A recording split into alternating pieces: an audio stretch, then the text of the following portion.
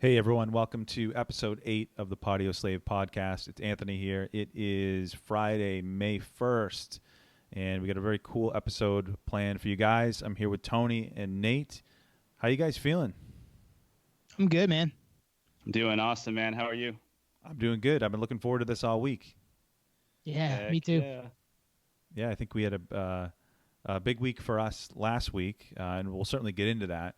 But before we get going, I want to shout out the socials as usual. You can find us on Instagram at Patio Slave. Hit us up on Twitter, same thing, at Patio Slave. And shoot us an email. We're always looking for segment ideas and whatnot. So our email is patioslavepodcast@gmail.com. And at some point, we'll do a mailbag episode. So shoot us some questions. Shoot us some ideas. We'll get into that, probably a few episodes down the road. But we'd love to hear from you. So with that said, we do want to give a few shout-outs. So if you follow us on Instagram, you'll see that we posted a post about the Trapped beef. The singer Trapped had some beef with Ice-T, legendary Ice-T, and also Danny Diablo of kind of New York hardcore fame. He was in Scarhead, Crown of Thorns, Ice Pick with Jamie Josta, rap career, etc. Well, shout out to him because he reposted that Instagram post from the clouds. So to see that, and I looked today, and his post, not ours, his post had 400 likes. So, Wow. and that was cool. I mean, our post maybe got 30, and we saw a bump in followers. So shout out to Danny Diablo. If you don't know who he is, look him up. Just kind of a legend in his scene. Yeah, man. And that was pretty cool to see that out of the blue. It was totally out of the clouds, like you said. It was like, whoa, hey, he just reposted it. That's awesome. So we were like, hey, thanks, man, for the repost, and appreciate you following, all that fun stuff. So it was really cool to see that. The other thing there is, I mean, who isn't the lead singer of Trapped beefing with, right? Right. Yeah. He's on a rampage. He needs to stop. He just needs to put Twitter away and take a break from all that. He's triggered. Yeah, right. He's totally triggered.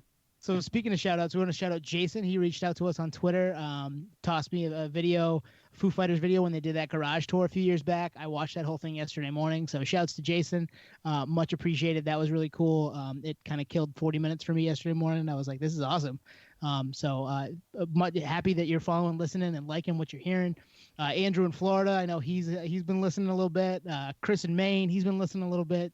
So shouts to Mike in Texas, I think, is listening. So we've had a few people reach out to us and let us know they've been checking the podcast out and they're digging what they hear so far. So we really we love that stuff. Like, it's cool to hear from you guys and find out that we're doing something you guys might dig. So thanks for that, and keep them coming. As far as what we're gonna do tonight, Anthony had mentioned we're gonna get into a little bit of an Amoeba follow up from last week. Talking to Mark Weinstein and their GoFundMe. Nate has some numbers for you. We also noticed the reason that we brought that up was that we noticed some bands opening up Patreons like that GoFundMe that Amoeba did to kind of keep themselves afloat during this time. So we had a couple bands we wanted to talk about that were doing that. We noticed that South by Southwest was not refunding people for canceling this year, which felt very Ticketmastery to us. So we wanted to bring that up. I did notice Bon Jovi. There's a story about Bon Jovi that I wanted to get to that was kind of the opposite of that. And then we saw maybe the new wave of the future for live music, people showing up like a drive-in and going and staying in their cars, and a gig in Denmark, some gigs in Denmark where that has seemed to have worked to this point. So that's kind of cool. That's the stories of the day we want to get to, and then we have a segment at the end that we wanted to get to that was we were going to bring up a couple weeks ago, but we ran out of time. We gave you guys the show regret, the dour, the sad. We wanted to lighten the mood a little bit, and we came up with Concert Impossible. Shouts to Nate for the name. Concert Impossible. It shows that we had no business making it to, but we made it to, and we had a blast and enjoyed it. And the story was getting there half the time. So we're gonna go over Concert Impossible tonight. So you look out for that a little bit later on. Nate, with that being said, can you give us a little Amoeba update? Yeah, Amoeba's moving along with the fundraiser, the GoFundMe. So they're currently at $238,000 out of $400K which is the goal that they're looking for. Like Mark mentioned on the last episode, it's to really apply to their full-on payroll for their staff. And like Anthony had mentioned in the last episode too, they have some pretty substantial overhead at their location, so they're moving along. And we're glad to see. I don't know if we probably don't have a whole lot of say with that increase, but we're just trying to spread the awareness. Mark was really gracious with his time, and so yeah, that's slowly, kind of gradually piling up. And then with that, I saw this fundraiser called the All In Challenge, and you guys checked that out, right? Yep.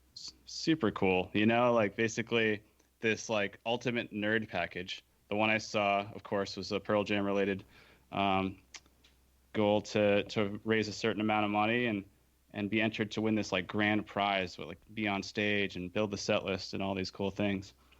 And for them to do that was kind of something they took on as a challenge from one of their friends, Laura Dern, the actress, did like the All Out challenge, like nominating Eddie Vedder. And so we kind of thought, maybe we should make an Amoeba challenge. Mark mentioned that, it'd be great if some of the artists that are supported in the store were able to help out, like Chris Rock had with his, generous donation. So we thought we would do an Amoeba challenge on their behalf and, nominate a few people that we admire and have seen live and big fans of. And the list we came up with kind of references some past episodes. So the three being Dave Grohl, we nominate you to if you're listening. lend a hand. We'll tweet it at him. Yeah, we're going to tag them on Instagram and Twitter and so forth. But Dave, awesome guy. Met him a few times. Super nice guy. Known as the nicest guy in rock and roll. We're nominating you to donate and help keep Amoeba alive. And who else you got, Nate? See what happens there. Paul McCartney. I feel like he's got, heavy hitters. He's got a good, maybe a pretty, comfortable he's bank got a account. couple bucks, right? Yeah, just on the royalties, he's probably doing okay. So we're going to nominate Paul McCartney from the Beatles. See if he can help and follow up with his in-store that he had done. Legendary. And then as well, Stephen Jenkins from Third Eye Blind, also a band that we all really like. We're nominating Stephen Jenkins as well. So you'll all be pinged on the Instagram and Twitter. I can't wait. I'll do it tonight. Yeah, be really cool, and see where that goes.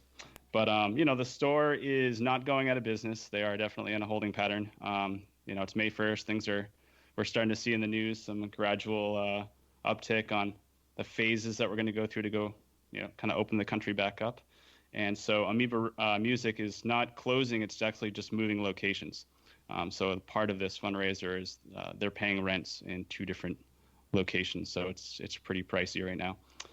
So yeah, that's Amoeba. Let's keep it going. Shout outs are going out later today.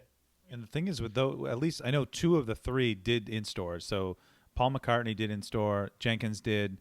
Have Foo Fighters done an in store? I don't know.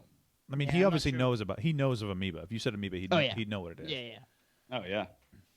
Yeah, I'm sure those guys are in there all the time. I read something how this guy was in there and he ran into Taylor Hawkins just shopping for records. So yeah, perfect. Yeah. So Taylor, if you're listening, I know maybe Dave's not, but Taylor might be, or Pat, or Chris, Nate, any of you guys, you want to toss Dave a line that maybe the Foos throws a couple bucks down to help him out.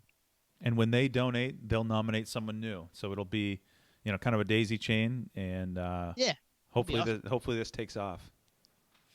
Yeah, set that 400K. Shout out to Mark for coming on with us last week. I mean, he had never met us, had never conversed with us until the night before, and was totally, amiable and was like, yeah, I'll do that. Let's talk for an hour. So really cool, really awesome conversation with him.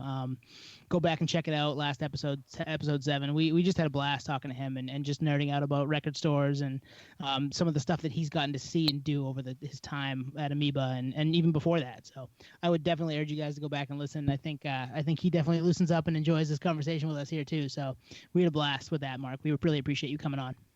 We have a nickname for you now too, by the way. Oh, we do? What is it? The Godfather of Vinyl. Oh, I like it. Yeah, he probably is too. I'd like to rate what's in his bag. You know, the Oh my Amoeba God. segment. Oh wow, yeah. Got a million Sun Ra records. We know that. You guys want to get into South by Southwest? Yeah. So for those that don't know, South by Southwest, it's an annual festival in Austin, Texas, and it's both technology and music. I've never been. I was down in Austin either a week before or a week after it happened. I think it was the week before, a few years ago, and they were gearing up for it. It basically shuts down the city. I don't know how many attendees, but it's a massive event. And the story that we're chatting on is obviously this year it was canceled, and the punchline is they're not refunding tickets. So you bought a ticket,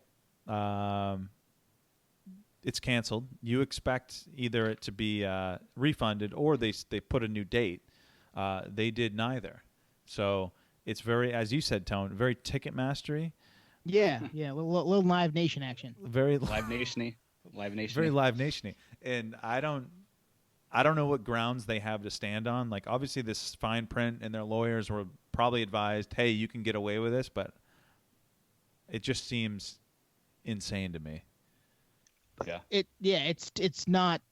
It just feels wrong, right? It's like we're doing this again, especially after what we just went through with Live Nation Ticketmaster. Like, they just had all this public outcry for why are you guys being like this? Don't be like this. And now for them to they closed first, and now they're pulling this after. It just doesn't make sense. They've had all this time to. It's been 2 months since they decided to, and they did the right thing by not having it. But it's been 2 months since they decided to not have South by Southwest this year, and it's not happening. You're not giving anybody anything. How are you going to hang on to the money? Now, they did say they would allow people to go next year, but people may not be able to go next year. This may have been a once-in-a-lifetime situation for them, and that's not fair for them to not be able to get their money back.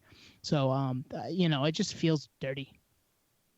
Tuan, you mentioned in one of the episodes tarnishing the brand. I feel like this would tarnish the South by Southwest brand. Like, oh, I'm not going to go. You guys don't even refund in a pandemic. Like, that's the most disheartening thing you could possibly do to your credibility, you know? So that's what I just thought of. It's like, see, the thing is with South by Southwest, a lot of employers send their employees there, and that's one thing. A lot of companies have deep pockets; they can send their employees there. But for a lot of people, it's something they got to save up for. And the kicker with this is these tickets are expensive. It's expensive to go to South by Southwest. I remember looking at it, and I was like, "Wait, what?" And again, I don't know how it breaks down as far as like the technology side and the breakout sessions and the keynotes and all that versus the music side. I don't know how that works price wise, but either way, it's not cheap. It's expensive to go. Yeah, it's tiered pricing, so it's not even like an all-in package. There's like different levels that incorporate different segments of the festival. I was actually trying to go this year. That's the most ironic thing is I was like, ooh, Trent Reznor is doing a keynote. I'm there, and I didn't pull it off. And obviously now I would be kind of in the same situation that I'm in with other tickets. Yeah, right. So. Well, no, you got you'd some be money worse. back though. You'd be worse off here. Yeah. Enough public outcry. I'd like to think that the Patio Slate podcast had a tiny little bit of fraction to do with that. People were like, yeah, they're right. They went back and listened to one of our episode before, and we're like, yeah, screw those guys. I'm going to tweet at them or talk to somebody and try to get my money back. And they decided to soften a little bit on that. So we helped. The digital riot, man. It got gnarly. Exactly. Digital riot. Like where my head goes is, so they take in the money, they're keeping it. They're actually better off because they don't. Do they still have to pay bands? It's a great question. I'm not sure. I bet they don't. They just robbed a bank. I'm just spitballing. I bet they don't. Wow. But yeah, crazy. So and you guys have any other thoughts on that, or I have bright news as far as that goes. No, it's just bizarre. It's a head scratcher. I don't know. It's a total head scratcher. So all around good guy, John Bon Jovi decided they were going to cancel their summer tour so people could get their refunds because that was the way that it was worded with Ticketmaster Live Nation. So instead of postponing and saying, no, we'll talk to you maybe in October or next spring or next summer and you can just deal with it and come to it, we're not going to give you your money back. They said, no, we'll cancel. Wink, wink, nod, nod. Maybe we'll do it again next year, but who knows? But that way these people can get their money back, and I'm sure that wasn't a cheap ticket either. So I'm sure it's big stadiums, lots of people. But good on them for saying, and that we talked about this, right? I was like, why doesn't some of those big bands that can afford it just say, yeah, we'll cancel the show so that our fans can get their money back? And that just makes sense to me. And they did it. They just said, yeah, no, we'll do it. We'll take care of our fans. This is the way we're going to go with it. So, shout out to Bon Jovi. Yeah, that was cool to see. I'm wondering though that the tour was, a little bit further ahead, so maybe they didn't have the logistics in place as much. I know for the Pearl Jam tour, the gear and everything was already on the road. Like everything was already en route. So there might be something to say to that. But regardless, like you're saying, Cool. That was really cool for Bon Jovi to do. Definitely.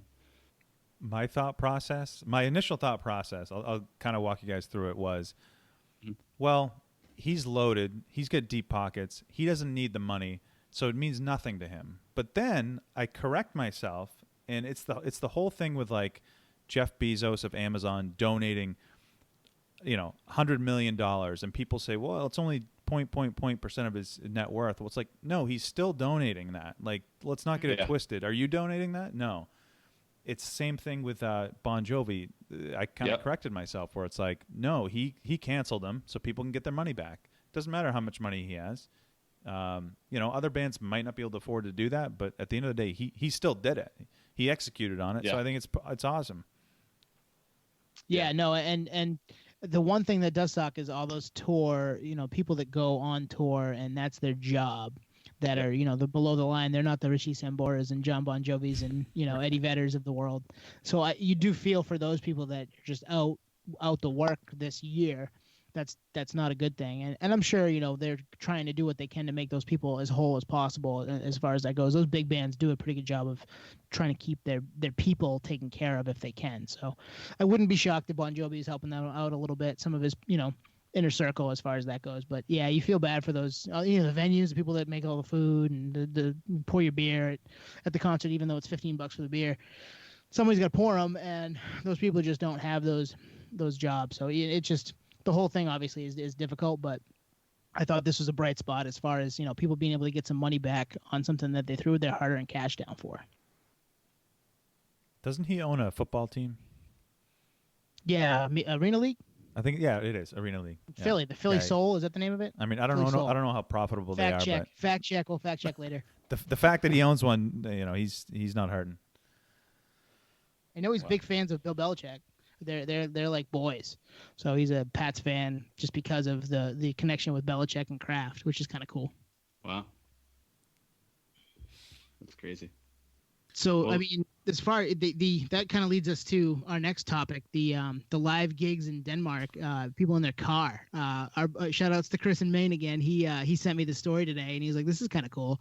And it's a bunch of people you driving up to a concert or a gig, and they're staying in their car like a drive-in movie. Yeah, like I was just gonna say, a drive-in movie. Yeah, it's like a drive-in movie. And he had a great line. He was like, yeah, instead of putting your lighters up, put your windshield wipers up, right? Put your hazards on. Yeah, put your hazards on because we're gonna play a slow jam. Yeah. But that's I mean, that's kind of cool, right? Yeah, duct tape a lighter to your window wipers and wave it with a song. Well, what I was thinking of is like, with drive-in movies, you set your radio to the radio station, or even before that, you'd put actual physical speaker in your window. Yeah. But with this, you wouldn't need to do that. I think you just maybe crack your window and you can hear it, or you can just you roll the window down. Roll the window. Open the sunroof, baby. Hopefully it's not raining, right? I mean. Yeah, it's a really interesting concept because it's like now you have your own little VIP cabana, with like all your own food and everything. So you're just paying for. I guess at that point, if this were to be like a mainstream thing, you'd be paying for like a slot, like a little partial of the land. Maybe you can even camp overnight. Maybe it becomes a 3-day festival, car camping style. Like, I've done that at Guilford, New Hampshire. I saw Zach Brown Band, and we camped in the parking lot because they had camping spaces. So we obviously had a good time with everybody in the parking lot before and then after too. So that'd be kind of cool, right? I mean, to turn it into something like that. Yeah, silver lining. Looking at like you said, we're lightening the mood a little bit. Things that might be kind of cool to see evolve over time. Mm-hmm. Can you imagine the band's perspective they're jamming out and they're looking out to a sea of cars. Like there's a Honda Civic, like, Yeah. and like, there's some, jerks and jokers out there putting their high beams on, and it's like, I just hope nobody starts a pit. right. Well, I was gonna say, yeah, like what do bands do for mosh calls? Like if Hatebreed played in Denmark, they call State Farm. Demolition Derby is the mosh pit. Yeah, right. No, that and like you got to be careful. You're drinking and driving, right? You don't want any of that. So people, sitting in their car having 4 beers and then driving home is not a good thing either. Oh, Tone, remember the futuristic thing? Self-driving cars are here. Oh, true. Yeah, you're right. Yeah. Well, you're in California, man. That shit hasn't come to Maine yet. Yeah, it's taken over here, which is really cool. Nah, but yeah, that's a good point. Like everyone getting hammered and then driving after the show. Like, not a good idea. Yeah. So I went to a drive-in a few years back and saw Jimmy Buffett on the big screen with the speaker, the car like tuned to the radio station, and watched a concert where he wasn't in the place I was in. I think we paid like $5 for the parking spot, maybe 10, and had a beer or two and watched the Jimmy Buffett concert that was happening in Florida or something. So I've seen something like this in action, not in person with the band, but in action as far as the drive-in type feel, and it was fun. It doesn't beat being there with the actual band and hearing the music played, but it was cool. It was a way to do it, so maybe that's something we see a little more of too. Was it recorded or was it live? No, I think he was streaming it live to wherever. Yeah. Do we know what band played in Denmark? Like what style of music? I don't know. Yeah, I didn't read that anybody in general. I just heard that was the thing. Yeah, I didn't see any like heavy hitter names or anything like that. So clearly it was a smaller type band or something. Somebody local probably, right? Because not a lot of people are moving and shaking across the globe for that. Yeah. And do you pay by carload or by person, or by car or by person? Yeah, because it's like if it's per head, you're paying what? Say you're paying $10 a head, it's $40, or 50, depending on what kind of car you got and how many people in it. But if it's just $10 for the car, you just load it up with 15 people the best you can. We would have done that in high school. Would have. If this were to take off, man, I would absolutely buy like an Airstream or like something super rad, and just like make it a luxury experience. And this is my crew. It's my crew. Well, the thing is, if it was a jam band, you bring like an RV, it's probably not much different than being at a festival, really. No, you're right. Yeah. Yeah, watching it from the car is a little bizarre, but yeah, like you said, festival type experience. All cars would have to be almost like convertible for it to be like somewhat normal. Yeah. And how far do the cars have to be away from each other? Like 6 feet, right? I would think. I mean, you can't have them on each other, so that's cutting into your margins too. And drones are dropping off like merch and like food orders. Yes. Yeah, can you? You order it on your phone and they just drop it on your head. Well, the thing is, you can't. I mean, the physical space a car takes up is a lot. So there's only so many cars you can fit. So logistically, I don't think you could have a massive band. And if you did, you'd still have to have some way to sell merch, like some guy walking around slinging merch. Like, I don't know. Like full hazmat suit. Yeah. Selling Slipknot coveralls. Yeah, no, it would be funny if you could though, because I mean the technology's there. You could order something merch wise and have it drone to your car at this point, right? Like especially if it's a smaller gig and it's only maybe a couple hundred people there, that wouldn't be super hard for them over the course of an hour and a half to pay out merch stuff. And maybe you have to wait in line for merch. I mean, that's the worst part about going is waiting in line for merch or waiting in line for beer. People, if they're just dropping it to you from overhead, that's pretty cool. Is that worse than the price tag? Man, maybe. Yeah, you were just saying that, Tony. I was thinking, that way you can get that limited lithograph, like no matter what. Yeah, you can't though. I've tried. No, I mean drone, like dropped off by a drone. Like you just get it. Like you'd probably be in a digital. You'd be in a digital waiting room. We're back in that digital waiting room for Ticketmaster again, aren't we? We're just hoping that we get through. Hoping, and no, sorry. Except now there's a drone fee line item in your check. That's definitely coming. Hey, someone's got to pay for the gas. Right. Wait, they don't run on gas. Oh, okay. It is good. It's a convenience charge though. It's coming right to you. Yeah. It's Amazon now. It's Amazon immediate. Yeah. That's coming too. Well, then you'd have how sometimes you order something on Amazon, they drop it off at the wrong house or something. They drop it off at the wrong car. Yeah, I dropped it off Oh, at yeah. a Honda Civic, 2003 Honda Civic. Well, I was in a I know, and that's 05. the only one of 100 lithographs, and I ordered it, and that asshole next to me is like, "Oh, they just fell into my lap." I get a fight in the parking lot. Like the guy that gets the $100,000 stimulus check and spends it right away in his bank account. Yep. But no, I mean that was intriguing. That was cool. So shout out to Chris. He tipped me off to that one, and I brought it to you guys. Like, this is, I mean, it's a thought, especially for, if it's going to be a while before we can have live music. If this is a way we can have it to an extent, I might be on board if it's that or nothing, right? Yeah. Well, like Tuan was saying, it's a genre thing. Like, I could see, like, that Rolling Stones show I have. I would maybe do it for that. I don't know if I would want to do that for Pearl Jam or, like, any metal band. It's, like, in a car, like, cubed in, like, just, yeah, it's unnatural. You'd be far away. I feel like you'd unless, and that's the thing, the tickets up front, they'd have to be expensive. Yeah. If there's only limited cars that can get in. Oh, yeah. Supply and demand.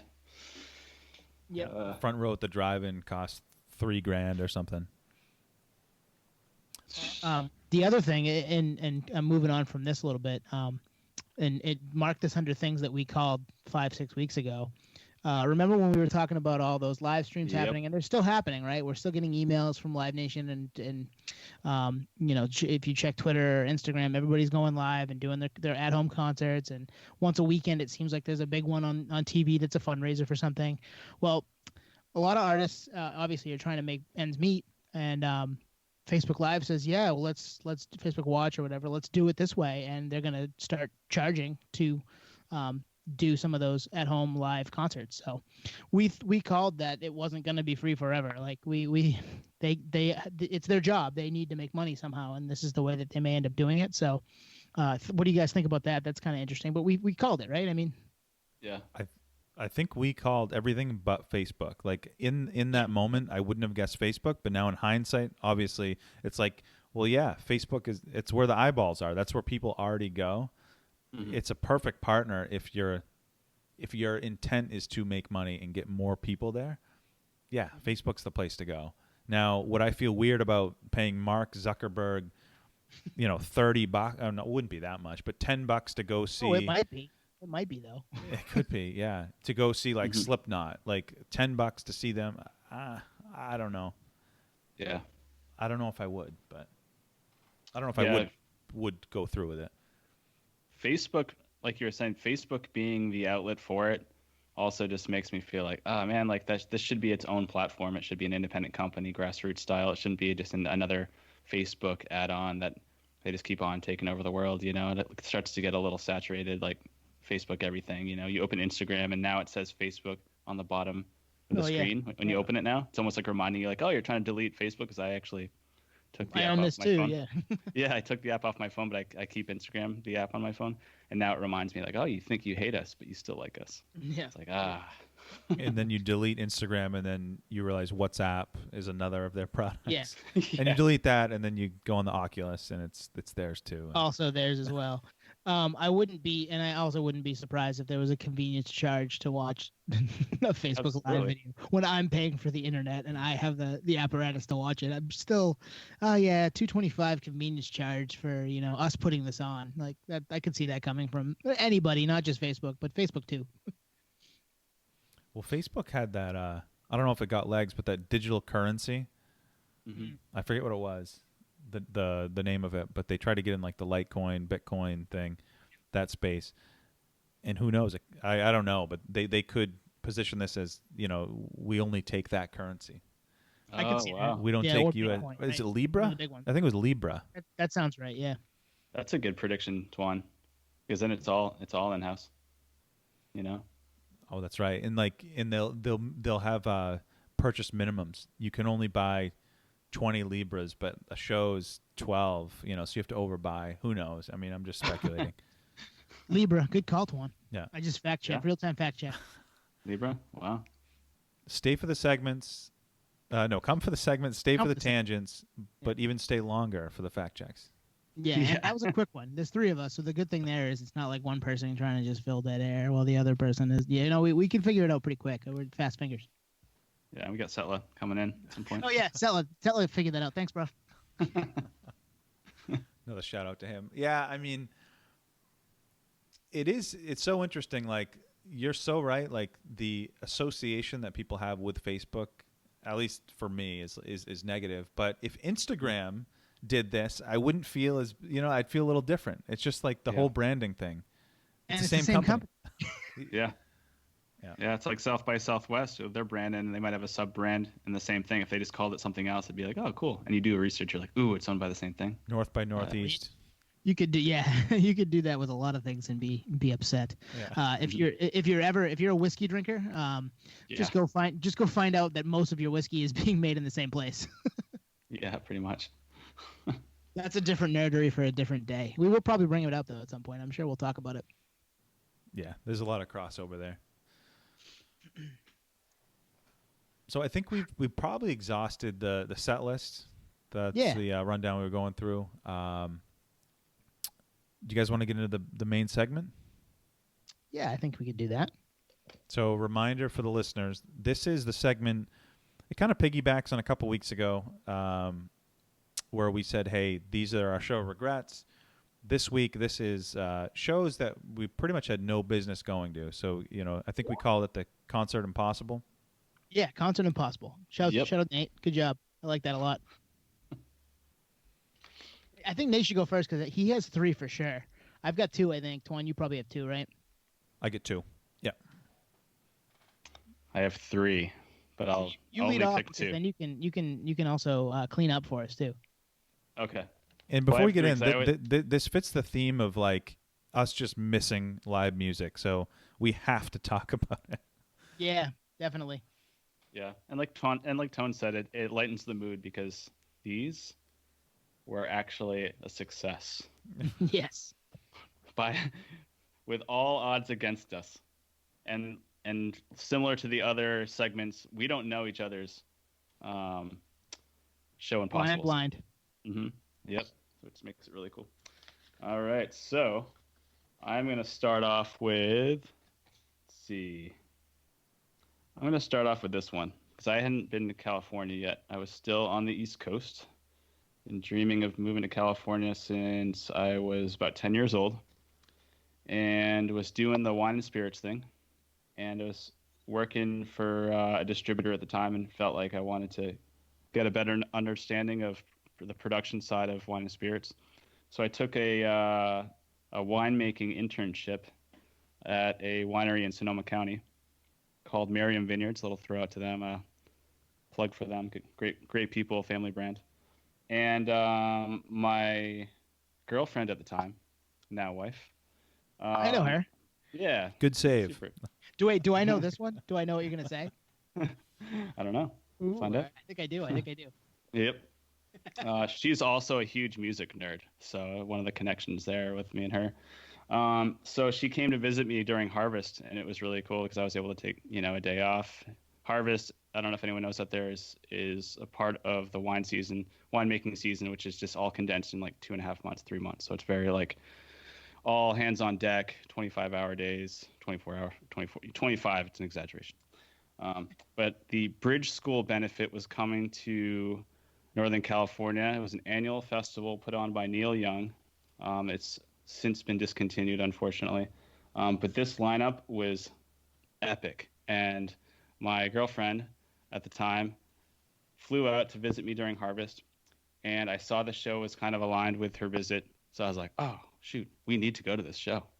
And she saw it. She's like, oh, that looks really fun. We should go to that show.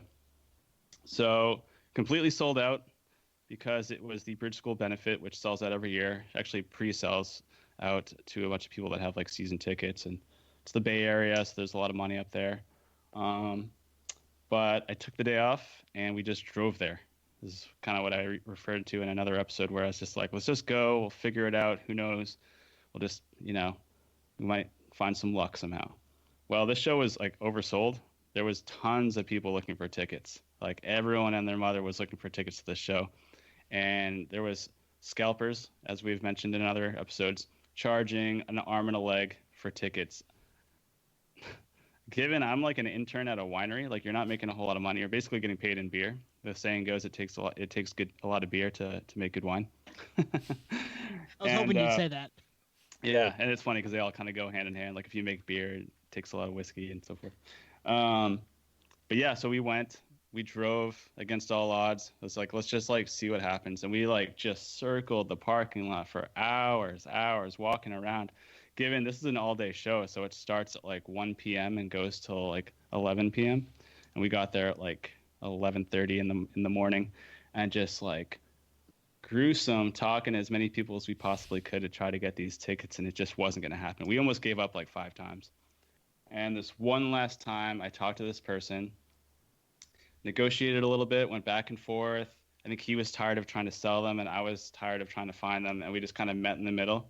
And I got them for a little bit over face value, like not too bad of a deal, which I hate paying anything over face, but I felt like the surcharge above retail price tag that I paid would be kind of like the shipping fees and processing fees anyway. So it almost Nice.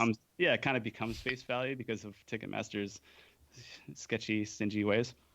So we ended up getting in as it started. And the lineup is absolutely incredible. We walked in, and it's everyone that you'd want to see. I'm talking Peggy Young, which is Neil Young's wife, opened the show, followed by Neil Young, believe it or not. This is at like 2 p.m. Neil Young comes on. Wow, that's early. That early? For his own festival? Jesus. For his own festival, yeah. It was kind of that's Neil Young's always been kind of off the charts like that. He just does like random stuff. He'll play like huge festivals, and he'll do like a theater show, and then he'll do things with, Crazy Horse, and then he'll do a solo thing, and then he'll like, do Crosby, Stills, Nash and Young. So he's kind of like a cowboy when it comes to doing whatever he wants in the music industry. But so yeah, he came on. His wife came on at 2 p.m. He came on at 2:30. Devendra Banhart came on at 2:30. The Little Wings at 2:50. Starts to get really warm here with some heavy talent. Beck at 3:30 to 4. Mumford & Sons 4:15 to 4:45. Los Invisibles at 5. Eddie Vedder, obviously one of my favorites, 5:50 to 6:25. The Foo Fighters 6:40 to 7:15. Followed by Tony Bennett. What? Followed by a raffle for signed merch from all these bands. Basically, you just buy a raffle ticket. I think they're like $1 each, like something very reasonable. Followed by Dave Matthews and Tim Reynolds. Followed by Arcade Fire. And then closed by, again, Neil Young and pretty much everyone that I just read off, kind of all playing songs together on stage to close the show. It was just like insane. Can I guess the year? Sure, yeah. 13? 11. Tone, you're right. Oh, I know it's 11 because I thought you were going to bring up another one. I won't bring it up now because you might still use it. Okay. But yeah, I know it's 11 because I remember other things around that time. Both good guesses because 2013 is when I moved to California. Yeah. But 2011, I went out as like a preview to moving out to California. So originally we were supposed to move out to NorCal. I'm obsessed with Sonoma, like the wine country and so forth. And then my sister lives in San Diego, and San Diego is where I always wanted to live since I was 10 or 11.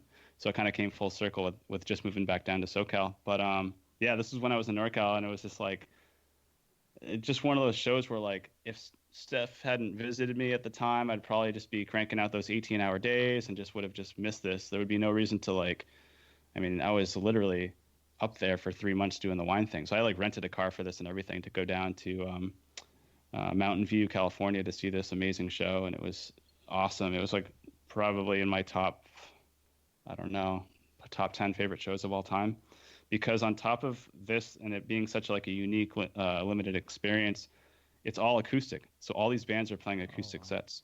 So it's very like, Good to know. chill. Yeah. And yeah, you're just in this like really cool part of Northern California, outside amphitheater, and all these bands, and they're all like playing songs together. And it's all for a fundraiser for the Bridge School, which is a school for children with disabilities and so forth. So it's all like a really, kind of goes full circle with a really good charitable cause. And it was just it's a really cool experience. And I wish they were still going, but unfortunately they discontinued the festival season, I think, or these bridge school shows, I think in part with Peggy and Neil getting a divorce.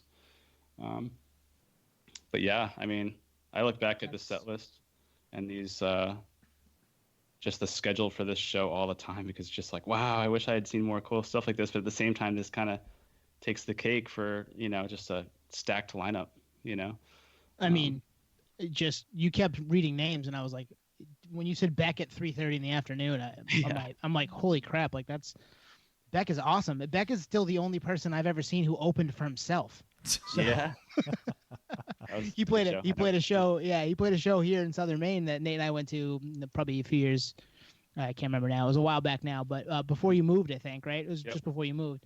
And he played an acoustic set before, and then went and played plugged in after, and took a little break in between. I was like, there was no other artist. It was just Beck. So I was like, this is awesome. He's the only artist I've ever seen that opened for himself. So, and he was on at 3:30 at this. This is amazing. Like, was there a wardrobe change between those sets?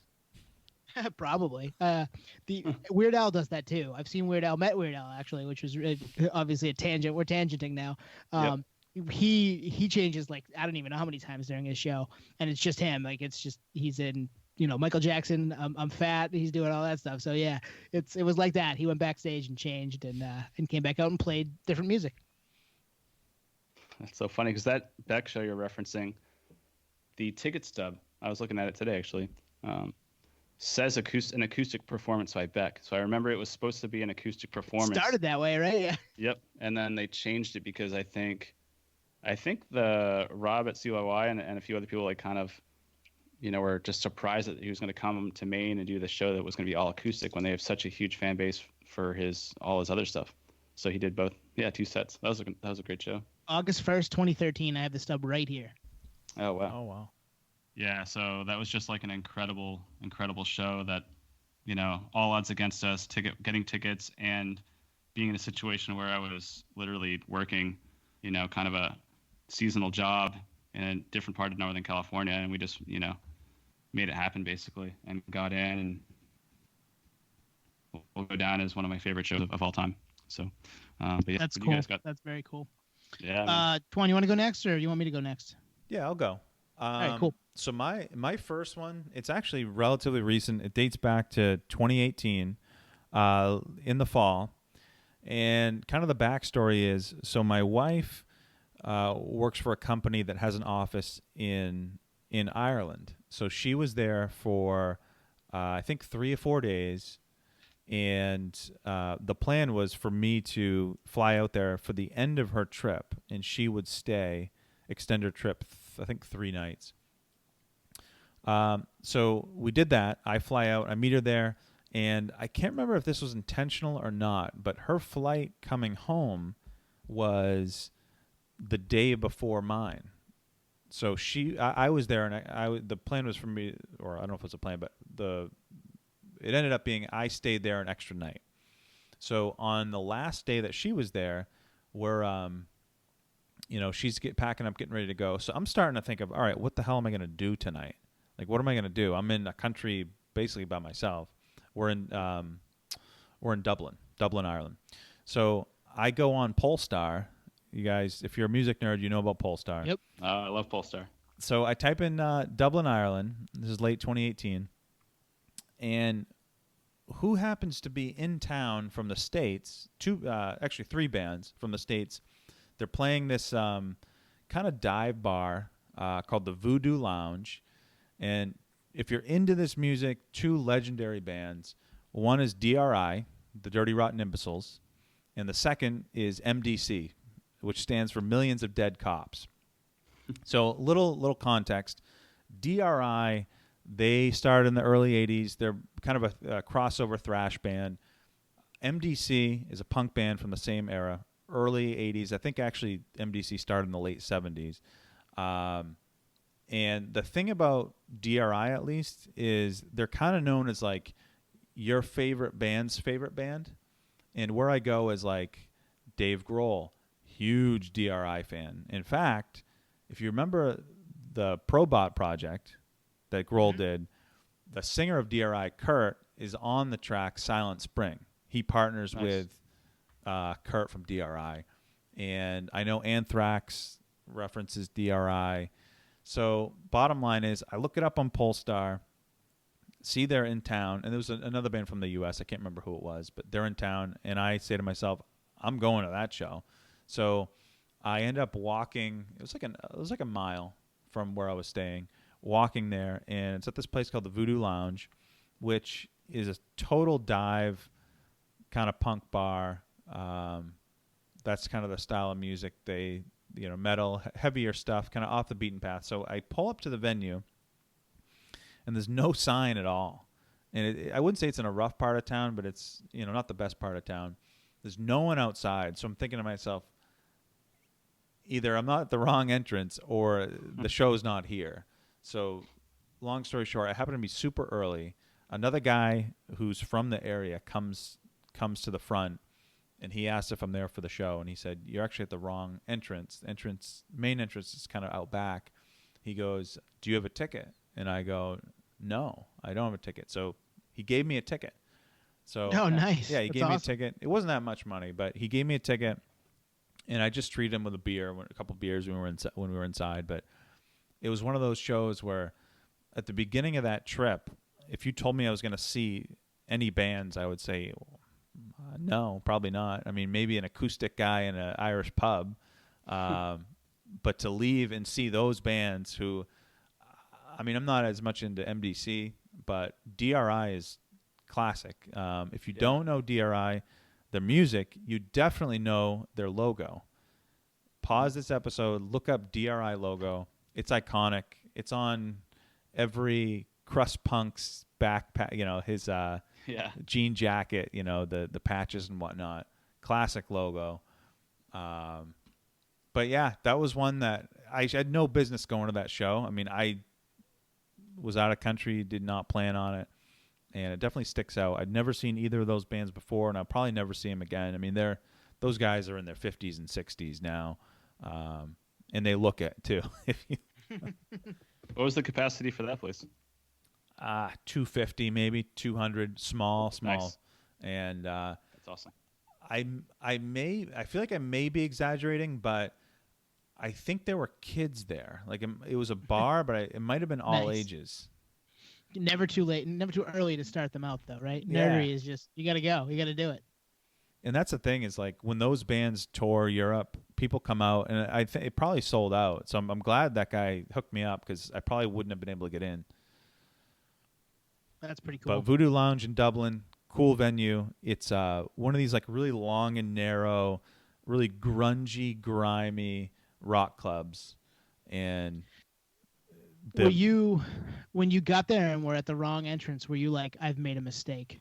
well, I was like, well, I saw a few guys that looked like they were in a band, but they kept walking. So the building was big, so they must have gone around to the other entrance. But yeah, I was like, at what point do I turn around? Yeah. Call your cab and get back, get the hell out of there, because maybe I shouldn't be here. Yeah. In that's cool that hindsight, worked out. it wasn't a rough area at all. It really That's wasn't. good. Yeah. You should have played it up. I mean, I know. Yeah. It was dangerous. I fought for my life, but cool show. And the fact that this guy just gave me a ticket was rad. I mean, that out of the blue. maybe that's it's happened once or twice in the past. Man, luck of the Irish. Luck of the Irish. But yeah, that's my first. That's my first one. That's pretty cool, and it's international, which is always fun. So, we did actually have somebody from Dublin listen to us. So maybe that's right, they'll we did. they'll hear this and say, "Oh yeah, I was at that show." So if it's you, reach out to us, let us know. But yeah, that's pretty cool. All right, I guess that leaves me to give you my first one, huh? Yep. Yeah. So, my first one is from June of 2012. Nate, you were there. We went together. I'm like thinking, because you told me that it might be something I was at. Yeah, it was at Hampton Beach Casino Ballroom in New Hampshire. I was out of town previous to this gig. I was in St. Louis, Missouri for a national convention for my real line of work, which is not podcasting yet. And was out there with my fiance, and because we both do similar jobs, and we were stuck in we're in the airport getting ready to leave the day before, and I had bought these tickets knowing that I was going to come home the day before, and I would have had a day at home and be ready to go see a concert with my buddies and enjoy myself once I got back, because it was summer in the Northeast, so it was a good time for that. We're in the airport in St. Louis getting ready to board our plane. They've already boarded half the plane, and they say, okay, everybody off. We just realized that such and such thing has malfunctioned, and we're not going to be able to take off with this plane for at least another hour. And we have a connector in New York that's supposed to get us back to Maine or New Hampshire, and we weren't going to make it with our connector with that delay. So we ended up having to stay an extra night in Missouri, we weren't even in St. Louis. We were like a half an hour west of St. Louis, middle of nowhere, 100 degrees, late June, just don't go outside because it's frying an egg on the sidewalk type of heat. And we're like, this sucks. And I'm like, I got tickets tomorrow night to see Collective Soul at Hampton Beach on the Dosage tour. Remember they played Dosage front to back? Yep. Oh, man. I remember this. That was 2012? So, 2012, June of 2012, late June, like 30th. So we go back to the airport the next day. I'm going to be cutting it close. I know I'm going to be cutting it close because we have to fly from St. Louis to now Detroit, and then Detroit back to New Hampshire. And we land and we barely get off the ground in St. Louis, and we're in this little puddle jumper. It's tiny, and I'm like in the front seat of this plane, and there's maybe 45 people on it. It's not a big plane. And I'm thinking to myself, I got to get to the gig, man. I'm traveling to get to the gig. And we land in Detroit, and we're like 25 minutes from our other plane taking off, and we're on the other side of the airport. So we sprint to the other side of the airport, we make our plane in Detroit just barely. And then we land in New Hampshire. We have to take a bus from Manchester to Portsmouth, I think. And then my car is in Portsmouth. And I'm just like, call your dad, to my fiance, have him pick you up because I'm going straight to the gig. I'm going to pick Nate up, and I'm going straight to the gig from this. I don't even care. Like, figure it out yourself. Yeah. I was like, if your dad's cool, come get you, because he lived like a half an hour away. This would be awesome. I didn't have a ticket for her. I had a ticket for me, and because she didn't want to go. And I was like, okay, you need to find a way home then, because I'm going straight to the gig. She's still with me, by the way. I'm not sure why, but she is. She understands the level of nerdery. Yeah, so she definitely gets it now. She may not have gotten it back then. This is 8 years ago, but she gets it now. So yeah, we land, we get in my car, I drive her to where her dad is to pick her up, and then I go across the bridge into Maine, see you, Nate, and then we bounce down to Hampton Beach, and we got there just in time and got to see the whole gig. I remember somebody spilling a beer on us and all over the ground right in front of us, and we were like pretending to play shuffleboard on it. Oh, yeah. And the show was awesome. I mean, they played everything off of Dosage. They played a bunch of other hits.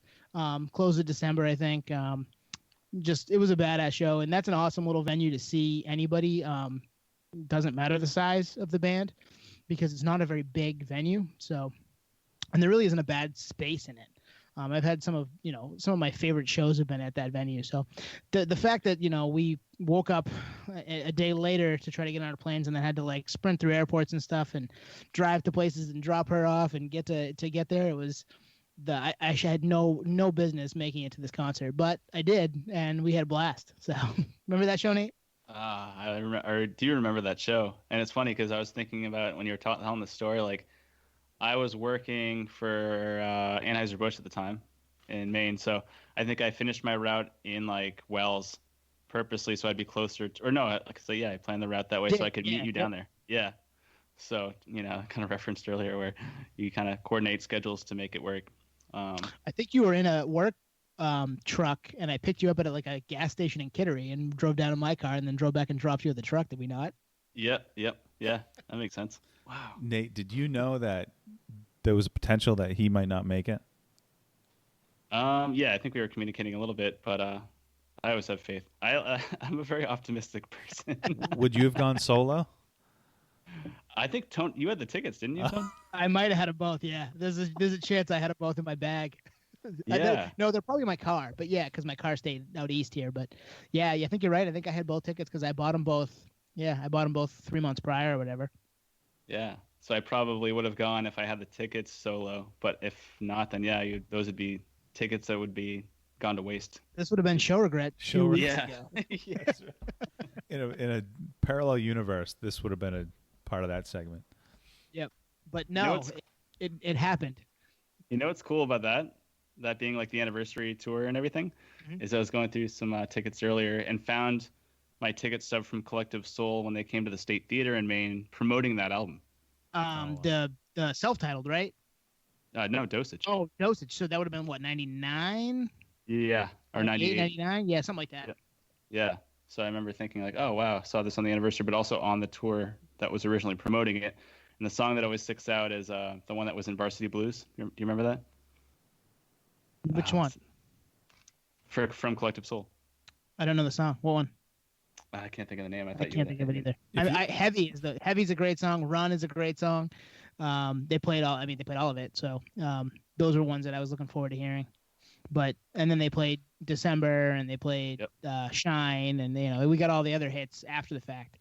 And Ed Roland, the lead singer of Collective Soul, started another band, Ed Roland and the Sweet Tea Project, which I think I went and saw in Portland with the Asylum, which is now Aura in Portland, Maine, with Rob from COI, and we met him and he was super cool, and there was a fun gig. They didn't play any Collective Soul stuff obviously because they were out touring on a different band, but he's a laid back dude that just likes to jam and play music with his buddies, and it's been apparent in both times I've seen him. If you're listening, tweet at us what song that was in the Varsity Blues soundtrack. I actually just found it. Oh, you did? Spoiler alert. I was doing some fact checking. Well, now they have to say it because the soundtrack's epic. So the song was Run. It was like that slow jam. Yeah, Run. That song's awesome. Yeah, like a ballad. Super. Yeah, I love that song. But this is a tangent, but Tone might as well say it. On the Varsity Blue soundtrack, should I say it? Yeah, go Yeah, for it. absolutely. It's epic. Fly by Loudmouth. Nice Guys Finished Last by Green Day. My Hero by Foo Fighters. Run by Collective Soul, which we just referenced. Are You Ready for the Fallout by Fastball. Horror Show by Third Eye Blind. Hot for Teacher Van Halen. Yes. Wow. Kick Out the Jam. I give it a 10. Kick Out the Jams by Monster Magnet, which obviously a cover. And just a bunch of others, but 90s soundtracks are the bomb. And that was a perfect soundtrack. I mean, we grew up with Varsity Blues, and that's a great movie, obviously, for us. That was our generation. I Don't Want Your Life. Yep. That was when Tweeter drank beer because Tweeter drinks beer. that was when the movie soundtrack had an identity. Mhm. You you knew what songs were on that. Like I associate My Hero with that movie, and a lot of people don't realize that was on their album, Foo Fighters album. When a lot of times, the bands just have it for the soundtrack. Well, we had more of that back then. Like the Godzilla soundtrack had some. Like we would never have gotten No Shelter from Rage on an album, epic. right? That was a Godzilla track, but that was a big song. Song's amazing. Or like Soul to Squeeze by Chili Peppers on the Conehead soundtrack. It's like, what? Something, yeah, and that's a great Chili Pepper song. Like, So like good. one of the best. Oh my God, that's one of their best songs for sure. Yeah. A little tangent on the Collective Soul thing. You've got to do that though. And I real time just fact checked because my ticket stubs are sitting right here. June 30th, 2012. I knew it off the top of my head. Oh, nice summer day. Nice summer day. Wow. I agree with you. I think Hampton Beach is one of my favorite venues. I love that place. Yeah, when we do the shows like top 5 type of moments at shows, I know we'll do that at some point. I have a couple of Hampton Beach entries for that. Yeah. Yeah, not a bad seat in the house, as they say there. It's just no matter where you stand, it's a great angle. And small venue, relatively small for the acts they get. That's one. They get huge acts. They've Yeah. always gotten huge acts. They've been around forever. Like Zeppelin's played there. Like you walk in the place and they have stuff on the wall. All these people that have played there over the course of its history, 40, 50 years, whatever it is. And sometimes it's on their way up and sometimes it's on their way down, but they get them and they're good shows. So Nate, I think you're next. Yeah, Nate, what do you got? I was going to say for the Hampton Beach thing, there was someone that I'll wrap this up quick, but a guy that used to always come there, and I would see it in the newspaper and stuff for Hampton Beach Casino, and I'm like, I'm going to see him this year. I'm going to see him this year. Every year would pass. I'm going to see him this year for sure. And then he passed away, and I was so bummed. I know who it is. Best. Yeah. Want me to guess? Yes. Eddie Money. No. No. Oh, good. Great guess, though, because The he Money was. Man. Shaking with he the Money Man.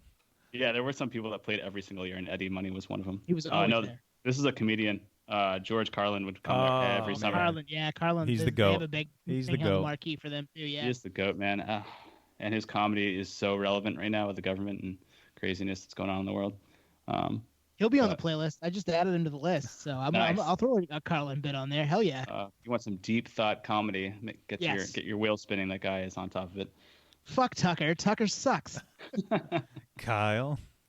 All right, Nate. What's your next one? All right. This one is incredible. That's why we're bringing these up, because they're incredible. But this one was something I actually tried to get tickets to. It was kind of a unique event because it's just random. It's just something that doesn't really happen, but it makes sense with the guy that put it on because he's also a nerd. The guy is Dave Grohl. Called him out earlier. And Dave, if you're listening, for the Amoeba fundraiser, you're on the hook for this one. Yep. But you're a hero for all of us. And this show was one of the best shows I've ever been to, similar to the Bridge School benefit. I tried to get tickets to the show, sold out immediately.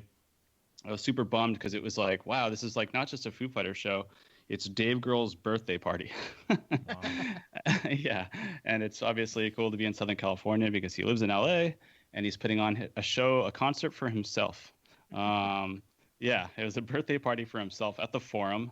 And, you know, we all have our favorite venues. The Forum, I didn't understand like the legacy of the Forum, but it's one of those original arenas where the sound is really on point. It's amazing. It's a really classic arena. The sound is just phenomenal in there. So he put on a birthday party for himself there. And I tried to get tickets and I couldn't get them. I was bummed. And Nate Mendel, the bassist, had just launched a solo project called Lieutenant. That was the name of the band. It was basically just him solo with a few guys playing some original material. And they had played a venue called the Casbah, which is like a very small club down in San Diego, very legendary. It's been around for a long time. Rumor is that it's owned by Eddie Vedder from a bet playing billiards. It's a different story. Wow. Different story for a different day. Yeah. Can I ask a quick question, Nate? Was yeah. the Casbah on Bar Rescue? That's a great question. Fact check. I don't know. I'll check it right now. Keep going. I recognize the name, but go ahead. Yeah, so Twan's right. Bar Rescue. The Casbah was on Bar Rescue. Good call, Twan. Wow, no way. That's a deep cut. Yeah, that is a deep cut. But yeah, so anyways, the Lieutenant, Nate Mendel, had launched this project and was playing a show there. And this is like the same week as this Dave Grohl birthday party thing. And I tried to get tickets, was shut out. And then I was like, all right, I'm going to go to the show and just take a risk, go watch Nate's show, and maybe he can get me into the birthday party show. So I watched the show, Nate Mendel with Lieutenant. Cool show, and actually a great record. And then the Casbah is cool because anyone that plays there, they'll play, and then they'll just like finish their set and just like drink beers and hang out. It's like a really cool club like that where you can just kind of hang out with whoever's playing. So everyone's hanging out, show's over, everyone's just drinking beers. So I chatted with Nate for a while. I was like, yeah, man, big fan of the Foo Fighters and so forth. Really hoping to get to the show later in the week, on that weekend and so forth. And actually passed him like a little note like, hey, I really want to go to the show, which I hate doing, and I didn't want to do it. But I was like, I'm not going to ask him verbally, so I'm just going to pass him this note, be like, hey, if you can get me to the show, it'd be amazing. Whatever it takes. So I didn't hear anything, so I just assumed like I'm probably not going to be going to the show. Like unless he like calls me or his management calls me or whatever, it's like, hey, you're on the list. Like I could assume that I'm SOL. So the local radio station here, I think like the next day, said that they had scored some tickets for this show and they were going to do a giveaway on the radio. I was like, oh, awesome. Winning tickets on the radio is so classic. So I was like, I'll give it a shot. So I think the second day out of like the 3 days they were giving tickets to the show, because the show was on a Saturday, I called in against all odds, was the right caller, and got 2 tickets to Dave Grohl's birthday party. Nice. Wow. Yeah. So I put it out there in the ether, in the universe, and it answered. And I don't know if Nate ever got me on the guest list or whatever, but regardless, I'm definitely going to the show now. So I'm super stoked. Tickets are being held at the venue. And I told my wife we're gonna go to Dave Grohl's birthday. She's like, "What are you talking about?" I'm like, "I know it sounds a little weird, but we're going to see Dave Grohl celebrate his own birthday, which is basically a Foo Fighters show at the Forum. It's on a Saturday, so we can definitely go and should be a good time." So we went up, got the tickets. I was still nervous because I didn't have the tickets in hand, so I'm like, this could fall through. The tickets could like not be at the will call. Something could happen. So I was nervous literally until I got the tickets in hand. It's like, nice, we're definitely going in. We go in between traffic, parking, waiting in the will call to get the tickets. It was like on the wire. So we walked in. The show started about 15 minutes after we walked in. Floor tickets, so we literally walked right up to the stage. They had it spread out in a way that it wasn't like the floor wasn't packed. So if we wanted to walk away from the stage, we could walk. If we wanted to get close, we could. And it was like a center stage setup in the arena. So it was cool. So everyone had a really good view, and it wasn't super packed like sardines. And it was exactly like Dave said. It's his birthday party, and he invited a ton of friends to just jam some songs to them. So the show opened up with a cover of Detroit Rock City. Nice. And then Kiss brought song, out, right? Yep, Kiss, Yep. And brought out Paul Stanley for that. That's awesome. Which is just cool to see. And they also played "Do You Love Me," which is a Kiss cover, also with Paul Stanley. Followed by some Foo Fighters songs, "All My Life," "Rope," which is one of my favorites. Rope's great. So good, man. "The Pretender," "My Hero," and then they went into "Happy Birthday to You," which is basically happy birthday to him or himself. With the whole crowd singing along, led by Jack Black, which is really cool. I guess they're good. Awesome. They're good friends. Obviously, they've done stuff together with Tenacious D, and they're both like spastic, funny, crazy people. Followed by "Tie Your Mother Down," which is a Queen cover. Yep. with Slash and Tenacious D. Wow. Followed by "Immigrant Song," which is obviously a Led Zeppelin song with Did Jack Slash. Black? Did Jack Black sing that one? Yep, with Tenacious D and Slash. Followed by another little Foo Fighter set with "Congregation" and "Walk."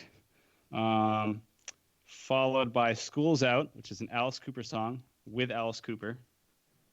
It just goes on and on. I mean, Was there a warm up, or did they just come out firing all cylinders? Like, yeah, Detroit Rock City just starts and it's on. Yep. Yeah, no openers. No, I mean the openers. It's just a bunch of him and the Foo Fighters, Dave, and a bunch of special guests. And like the way he did it was so cool because like no one obviously knew, so he would just be like, "Here's one of my favorite songs by Kiss. Let's get Paul Stanley out here," and he would come out, and then it would just be this like rotation of just like mega stars. It was friggin' rad, man. That's super cool. You know, you're really making the playlist just go right now. There's so many things I want to put. Oh, like, yeah. You might have two separate, maybe even three, like just Double Nate's disc, festival 2 CD. dates, and then Nate's festival dates, and then other stuff we just randomly brought up throughout the episode. Because there's just so many good songs to choose from with that. Like, Jack Black has the perfect voice for Immigrant Song. I mean, Yep. Robert Plant had it first, but Jack Black also can do it. He can hit those notes. Yeah. Well, I might as well finish the set list because then you can add that much more to it. I'm gonna need you to give it to me later. Okay. Keep going, keep reading them, but I'm gonna need them again later because I'll forget. "Two-Headed Dog," which is a Red Temple a Rocky Erickson and the Aliens cover, which I actually don't know this band, but I'll check it out. That was with Nick Oliveri from Kyuss and Queens of the Stone Age. Did another little set of Foo Fighters songs, and then followed by a Black Sabbath cover, "NIB," with Zakk Wylde. That's Also, awesome. "Fairies Wear Boots," a Black Sabbath cover with Zakk Wylde. Another little string of Foo Fighters songs. Then "Mountain Song" with Perry Farrell. "Miss You," a Rolling Stones cover with Perry Farrell. Another little string of Foo Fighters songs. And then this was probably the part that I was just like, me and my wife were just like, this is awesome because this guy that came out is a little insane. David Lee Roth came out, and they did covers of "Panama," "Ain't Talking About Love," and just killed it. And if you want, like, Yes. Twan, you're always mentioning like look this stuff up on YouTube. Look up the video, and you'll be like, he's either on drugs or David Lee Roth really is like just super out there, like really like he's a weird guy because he He's says super out there. Well, he says some weird things when he's on stage. He's like calling out his ex-wife or some crazy stuff, and it's like a little mini meltdown. Yeah, it was really It was bizarre. Even the what bands what an occasion to air that out. Out of all venue, like Dave just Grohl's birthday. Dave Grohl's birthday party. what kind of and I it got a almost problem took with my away from it. ex-wife. Yeah, the whole band's looking at each other like, what is he doing like right now? He's almost like kind of like making the show like a bummer now. On top of the fact this guy has like some kind of really out there mental illness, but yeah. But anyways, regardless, the show was phenomenal, and I had no idea who these special guests were going to be, and the fact that I really, really, really, really wanted to go, and it just felt like I was kind of SOL, and then won the tickets. Which winning tickets on the radio is always like a special thing, 'cause it's very classic. It's like the fact they still do that stuff. But yeah, that was it. That was a great show. It's badass. I'm jealous of all of the extra special guests that you had show up to that, like, and just do all these like amazing songs. Just to have Perry Farrell do "Miss You" by the Rolling Stones with the Foo Fighters, essentially, that's just cool shit. And then Jack Black. I mean, obviously the Dave Grohl stuff with Tenacious D is well documented. He's the drummer on the self-titled album, and he's the demon in the the tribute video, right? So, yeah, exactly. Some people don't know that though, and they should go watch it and then look at it and be like, yeah, that's definitely Dave Grohl, because it is. Yeah. And I definitely heard that on the Patio Slave podcast. Otherwise, you I wouldn't found have out known. here first. But yeah, I mean that's just awesome shit, man. I'm jealous. That's badass. It was actually closed. I gotta say one more thing. It was closed by Let It Rock, which is a Chuck Berry cover with Lemmy from Motorhead before he passed away. So I just want to add that in so we get that in the playlist as well. That's a once in a lifetime thing. I mean, there's obviously nothing like that leading up to that, and nothing since. And some of those people aren't even alive for that to happen now. Yeah, Lemmy. Yeah. What year was that? That was 2015. Saturday, January 10th, 2015. It was like early in the year, and everything was awesome. That's 5 years ago plus. That's crazy. What's the capacity at the Forum? That's another good question. I don't have that. Probably 20,000. Is that the Forum where the Lakers used to play, right? Mm-hmm. Yeah. Oh, so probably 20. So it's a good size, 18 to 20, probably. Yeah. Yep. In Inglewood, just kind of a rough area. It's where the Chargers just moved to. Always up to no good, man. Yeah. But yeah, man, that was one for the books. Just because it was one of those things where I put it out there, like I really want to go to this, and it worked out. But that's pretty badass. I mean, and to win tickets just on. I mean, it's always fun to win, just randomly call in and win tickets. I've only done that twice, I think. Once in person for an in-store at record store Bull Moose. Nice. For System of a Down POD, and then once I think Head PE at the State Theater in Portland, Maine too. I think I called in while at work in high school to win those tickets. So it's such like, oh man, they answered me. Yeah, you won. Like it's so. I mean, yeah. To win them is cool. To win them for that event is just otherworldly. Yeah, that was pretty special. The only other time that I won tickets that were that caliber were Coachella tickets, where Guns N' Roses were playing. And I actually ended up selling them and not going because they didn't come with camping, and all the Airbnbs and everything are booked out there. So I don't know what they expect you to do to go out there. And, yeah, what do you do? Like sleep on the street? Like your problem, buddy. Here's your ticket. Here's your ticket. GNR. Remember when we had tickets to GNR in Portland, and Axel was like, "I can't drink on stage, so I'm just not going to play a show here." Which is so on brand. Like it's like you kind of knew it was happening, or gonna happen, but you didn't want to admit it. We were out to dinner, like getting ready, having a couple beers to get ready to go to the show, get some food, whatever. And we're literally all of us are like, we all know this probably isn't happening. Like we had tickets to this show, and I've never felt this way getting ready to go to a show at any other time in my life. But for this show, we were all like, the probability that we will actually see Guns N' Roses come on stage is minuscule. And sure enough, I can't have a beer or whiskey on stage, so fuck this place, I'm out. That's just crazy. Because we were talking about, Twan, you were talking about that Metal Fest. Like, this is a similar situation where that was like a time and a place, because now you just can't do that anymore. You can't just like walk out on a show. There's just so much like strings being pulled behind the scene to make it happen. You can't pull the rock star stuff like that anymore. I'm assuming you can't do that anymore. Like, and then the next day, Tone, I don't know if you know this, I've met a guy that went to the show, the Guns N' Roses show the next day, and to kind of make up for it, they played like this is hearsay, but they played like a 5-hour show in Worcester, I think, and it went till 3 a.m. So they kind of doubled down the next day. Yeah, even though it was just Axl and a bunch of Yeah, it was Axl and all the. It wasn't Slash and Duff and all those guys. It was Axl and Buckethead and Yeah. whoever else he had in with him. session members. We hung out with we hung out with Papa Roach earlier in that day, right? You might have. I wasn't there for that. Yeah, I wasn't there for that. Papa Roach, though, we glossed over this in the beginning. They had the big the anniversary of Infest this weekend, so I know we all listened to it again, but yeah, that was cool. Yeah, Papa Roach opened. We're supposed to open that show. That's why they were in town. They were the opener for that show, and I hung out with them. I must have been at work. Thanks for the invite, bro. Are you want me to go? Next one? Yeah, it's one. You're up, man. Am I up in the rotation? Yep. All right. So this one dates back to 2019, so it's pretty recent. And I was actually in Australia for a work trip.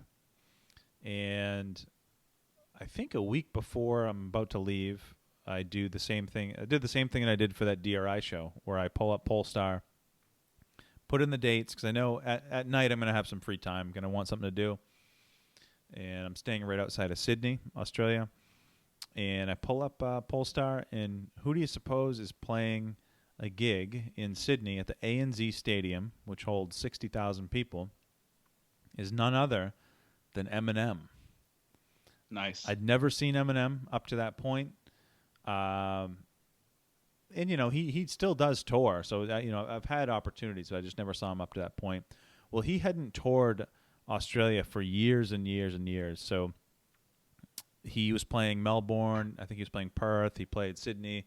And all the shows sold out. So I go online and I pay markup tickets.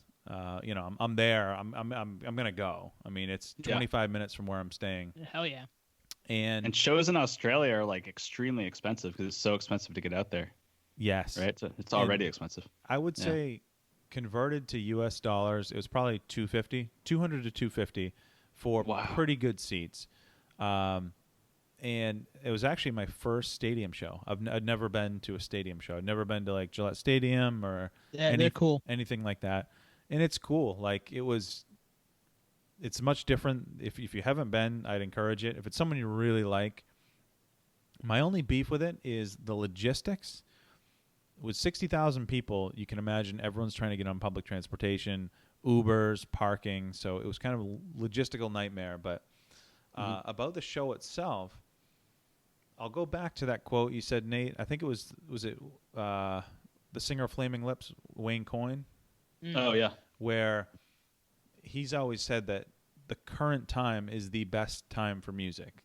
And I would take that analogy to Eminem, where like people might say, oh, Anger Management Tour 2000 is the best time to see him because he's young. But at that point, he didn't have his big catalog. So fast forward to 2019, he played a 32-song set at this show. Oh, my God. And the cool thing was he did like a medley where he would do like 2 verses from each song and go through the hook like either once or twice. He wouldn't play the whole song. And if it was a song with a feature, obviously that featured artist wasn't there, so he'd cut the song short. But he played 32 songs, and I mean, for being a dude in his late 40s, he didn't miss a beat. Like he was It was incredible. And I would say pound for pound, top 15 show for me. That's nice, awesome. man. Yeah, just like the thing is, I wouldn't have gone to see him in the States. Like, I'm being in the Northeast, there's only one venue that he would come close, which is Gillette Stadium in Massachusetts. I wouldn't go to see him there. I just wouldn't. Like the prices, the logistics, etc. So it's a 3-hour drive for us. 3-hour drive. Yeah. So it was just a perfect, stars aligned. I mean, I paid for it, you know, monetarily, but it was worth it. And you're on the other side of the world, which is kind of cool too. Like you're seeing this all through the eyes of a bunch of Sydneyans in Australia, which is that's pretty cool. Yeah. There was 2 openers. One was this Australian hip hop group called Hillside Hoods, and they actually played the States and came to Massachusetts not too long after that. But the other opener was Royce da 5'9", Nice. who's obviously longtime buds with Eminem. He was in, is it Bad Meets Evil? That Yeah. grew up in And that isn't he part of Slaughterhouse. Slaughterhouse? Yeah. Slaughterhouse, awesome, by the way. That first Slaughterhouse record was a staple when I lived with Untouchable. Twan 10 years ago. We listened to that thing all the time. That is a great record. Yeah. Twan, I was We thinking saw about Slaughterhouse. Did Shout we out see to Joe Slaughterhouse Budden. open for Quali. Slaughterhouse I did. didn't. Yeah. Yeah. I don't think I was at that show. Bobby got us into the Asylum for Quali, remember? You weren't there, Nate? No, I was there for that. I didn't know Slaughterhouse opened. Slaughterhouse open, man, and they stole the show. Stole the show, and Joe Budden was nowhere to be found. He was filming Love and Hip Hop at the time. Or taping his podcast. He was taping his podcast. But yeah, Royce da 5'9" open, and he was awesome. But yeah, that was one that, again, it was the stars aligned. Because if I was in Australia a week later, obviously wouldn't have been able to go. It worked out perfect. And I got to see someone I'd wanted to see for years. Yeah, it's cool that you bring up the Wayne Coyne thing about, time and place for music, and now being the best time because you have what's coming out now and kind of the history of music available to you. For Eminem, it's ultra special because he's clean now, right? He's sober. Yeah. And you hear a lot. I think he just put up recently. Yeah. He's kind of like 8 years or something. Yeah. I think 10 10 or 12. Yeah. Mm-hmm. So, that's a really good point because one of my show regrets from a previous episode was the anger management in 2000 when he was, crazy. But and you think like, oh, that must have been the coolest time to see him. But no, you make a good point because now he's sober. So now he's on his game 100%. And it's that weird, thing where you think, oh, then maybe they're better when they're under the influence because they're, just fueled and they're just in a crazy headspace. But no, actually they're better when they're sober and coherent and actually performing and, a true performer, professional. They're not out there sloppy at all. There's no, there's very minimal, oversight and error in their performance. And that guy's a perfectionist and obviously a legend. So to see him kill it like that now must have been really cool. And we've mentioned a few artists like Trent Reznor and some people that have come a long way. And Eminem, Marshall Mathers is one of those people that's really, he's still alive and he's crushing it and he's a legend. And it's good, just really something to look up to for someone that's. Well, and he just put an album out a couple months back, and I mean, Godzilla with Juice WRLD's a banger. Like he still has it. It's he on still has it. top 20 Spotify stream songs right now. Yeah, it's a great song. So he still got it. I mean, I listened to that album a couple times, and he definitely still is Eminem. I mean, he's not the phenomenon he was in the late '90s when we were coming up, but early 2000s. But yeah, he's to see him with that huge back catalog of all those songs, because there's a ton of good songs. Yeah. Since that anger management tour, right? I mean, he's put out some great stuff. The other thing that you said that kind of caught me, Twan, was going to a stadium show and not having been to one before. Yeah. It is cool. It's very different. Like we always say, oh, it'd be cool to see them in the small venue. Sometimes it's cool to see them in the big venue too, because you're there with, I don't even know, depending on the venue, between 40 and 80,000 people, and everybody's there for the same reason. So to have that many people in that like hive mind, like mind situation where you're all into what you're at, it's cool. It's cool to be there when there's $2,000. It's cool to be there when there's that many people too. So I know, Nate, we saw Green Day at Gillette. I've seen Bruce Springsteen at Gillette. There's some, and go even like you think of like the Garden that holds $20,000. That's essentially stadium. That's big, but like $60,000.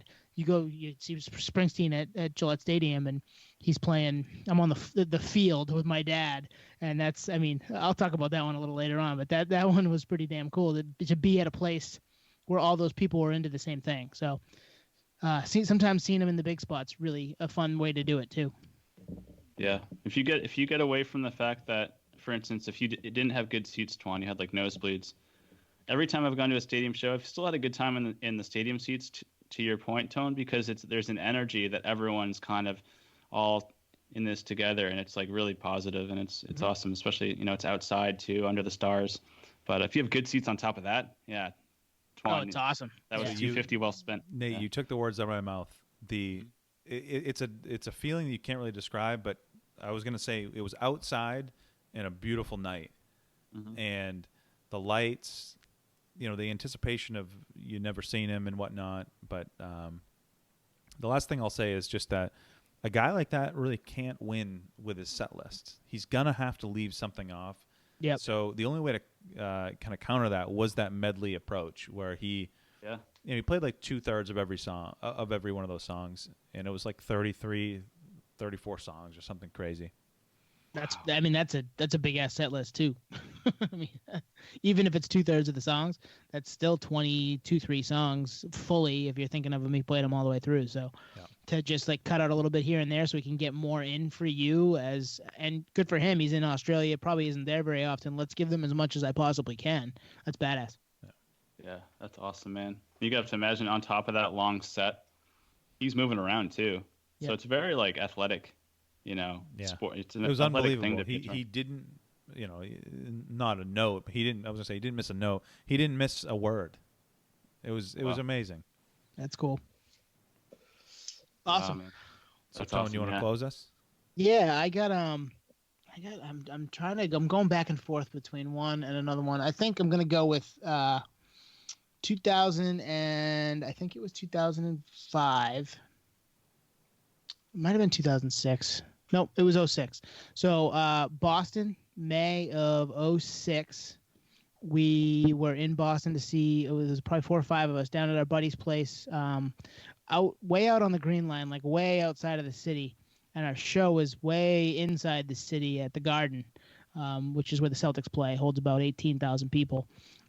Seen some great shows there in the past. This was one of the ones it was a great show. But so we're kind of new to taking the T all the way from one end of the city to the other, and our buddy's going to college there, and we're staying with him, and we're like, okay, we should probably try to leave. And we sat waiting for the T for Nate. You were there for probably, I don't know, 45 minutes, and we're all like, oh shit, this is before Uber because it's 06. Yep. And we could have taken a cab, but it would have cost a lot of money. And there was like 5 of us. We were staying with our buddy Adam, buddy Zach, buddy Chris, Setla. Setla was there. Hey, Setla, yeah, Setla was there, yeah. And we had tickets to see Pearl Jam on tour for Avocado for the self-titled. And one of their best records. Yeah, and they played 2 nights in Boston. But we underestimated how long a Green Line would take us to get us in. So we were sitting there waiting, and we've been drinking. We're having a good time, whatever. And we're just waiting. And finally, that one picks us up, and it's going as fast as it can, but they take stops every 5 seconds to drop off people and pick people up. And we're like, oh my God, we're gonna miss half of this friggin' show. We finally make it. I think we walked in during Better Man, which is like the 7th or 8th song. Yep. We catch the whole show. From there on, have a blast. Went back, obviously. One of the highlights from that night is being on the T, heading back to our buddies and singing "L.A. Woman" with those other drunk dudes. Yep. And just like belting out "L.A. Woman" on the T in Boston with a bunch of Pearl Jam fans was a pretty badass time. Like we were just enjoying ourselves and just having a party. And I think actually even the next night, Nate, we were down there for the weekend. We ended up bopping around Boston and checking out some record stores, going to Newbury Comics, stuff like that. CD Spins, I think we went to. And we went to see Modest Yahoo, Brother Ali, Atmosphere the next night at the Bank of America Pavilion, which is, I don't even know if it's called that anymore, but it's the outdoor one in the south side of the city. Yep. And that was a lot of fun too. But yeah, we made a weekend of it. But yeah, it was the fact that we were just underestimated the T, and there was no other really feasible way for us 21-year-olds to get to this show, because we could have taken a cab, but it probably would have cost us $150 or something ridiculous, just because it was Friday night in Boston. Like it was just not going to get an easy cab ride in, and the T was the way to go. So we should have left probably an hour before that. But we did make it, and we did get to see Pearl Jam, and I ended up finding the show digitally. Don't tell Eddie privately. I found it, downloaded illegally, and from the 10 Club, I'm sure, and have the whole thing on my hard drive. So that's cool. It's always fun to have the show you were at, right? Like just having that on your hard drive and being able to listen to it whenever you want to. That's pretty cool. So I got to go back and listen to those 4 or 5 songs we missed. It shows Yeah, you reliving. Yeah. Go ahead, Nate. Oh no, I was gonna say reliving shows on a bootleg format is so fun. Yep. I was gonna say it shows you just like the context of the situation. Like nowadays, you wouldn't mess with like even the potential to be late. Like you know the T now. You didn't know the T at 21. You know what I mean? Yeah. And it's just like, I mean, with all the money we spent on those tickets, right? Yeah. 35-year-old me's like, you fucking idiot. No. Yeah. Get there 35. early and check out the opener. It just shows you like, the 35-year-old power me of experience, like with lead time to get to a show or knowing the venue, logistically, all that. But in hindsight, that was almost kind of half the fun back then. Yeah, 35-year-old me is pissed at myself because I think Kings of Leon opened that show, which is one of my favorite bands. I think you're right. And I'm Oh kind man, too. what are you So doing? it's like Kings of Leon, and and missing any Pearl Jam show, and they do extra special shows in Boston. I'm surprised they even let that happen. I remember how Eddie was rolling around on stage with a bottle of red wine. Like he was just out to lunch having a blast. And he sounded great. It wasn't like it was a detriment to his performance, but yeah, he was into it. And like listening back to him talk a little bit, he was definitely feeling pretty good on the bootleg. Oh yeah. Yeah, he definitely drinks the wine on stage, a whole bottle for himself. And actually it's funny you brought up the Jim or the Doors LA Women thing because he's kind of like a modern day Jim Morrison. Not as crazy, but definitely like the baritone voice. And, he's not the Lizard King, which is good. But wow, man, good pull. I remember that show. It's an incredible show, and like I'm bummed too that we missed a good portion of that. Yeah, probably. I think it was about 5 songs. I think we're walking in 5 or 6 songs. We're walking in during Better Man, and I was like, oh well, at least we get to hear Better Man. It was May 24th, 05. Yeah, 05. Yeah, so it's 2 days before my birthday. Yeah, because I remember it was that, like you said, the Atmosphere show on the 20. No, it was 06. It was 06. We were 21. Yeah, so 24th Pearl Jam, 25th Atmosphere, and then 26th was my 22nd birthday. Yeah. Yep. Wow. Yeah, we had a pretty fun weekend. And I think not long after, I think that following June or something, we went to maybe it was the year before, but we went to Robert Plant and Petty over the weekend too, which was pretty badass. Yep. Yeah, seeing 2 shows back to back is pretty amazing. Yeah, that was I almost went with that Petty one because we had to drive from downtown Boston where we saw Robert Plant to. We didn't have a hotel room anywhere near where Petty was the next night. We were just like, let's just drive and see if we can find something. And I had to drive. I'd never driven in the city, and I had a beater of a car. And I was like, I think I can make it there for us. And we found a way. We found that hotel room that had it made Tombstone. It had a vending machine that made Tombstone pizzas. And we were like, this room is the room where we can eat the Tombstone pizzas and, maybe do other things. And this is the room where we're going to sleep. And we just had 2 hotel rooms next to each other. I'm sure the woman that was at the night at the counter when we got there was like, what is up with these guys? Well, two things come to my mind, which is 1, makes me miss live music, but 2, makes me miss that era. Like that would never happen now. Like I would have eaten before. I wouldn't have needed a Tombstone pizza. Yeah. Yeah, no, we needed a Tombstone pizza. I think we probably ate at the venue too, but there's some other things that happened in the parking garage that our friends may have brought down. So it is what it is. Juan, you just made me think of the milestone I always use as a before and after with the iPhone 07. Yeah. So anything after and anything before that, it's like such a different life. It's almost like a book you read. Like that's not something that actually happened. Like that's a different life. Like technology wise, like you said, like why would you get pizza like that? Why wouldn't you just get like DoorDash or something? Right. Well, it's like everything post iPhone everything post iPhone. You have a preview for. You have a preview. You can read the reviews. So it's like you had no idea what places were open. So you're. Before you know it, you're having a Tombstone pizza at 2 a.m. You're shooting in the dark. But it was made in the vending machine right outside of our hotel room. So you really can't beat that. We don't have to call anybody. You have an incredible memory. I forgot all about that. But I remember just being like drunk and fascinated, like, wow. Well, I think that was the selling point for the hotel room. We were like, okay, this is only like 10 minutes from Mansfield where we're seeing Tom Petty tomorrow and the Black Crowes, by the way. And, that they have a vending machine that makes pizza. I think we'll stay here tonight. Shout out to Pizza Hut with their Tombstone pizzas. Oh my gosh. That's amazing. Yeah. And again, Nate mentioned this.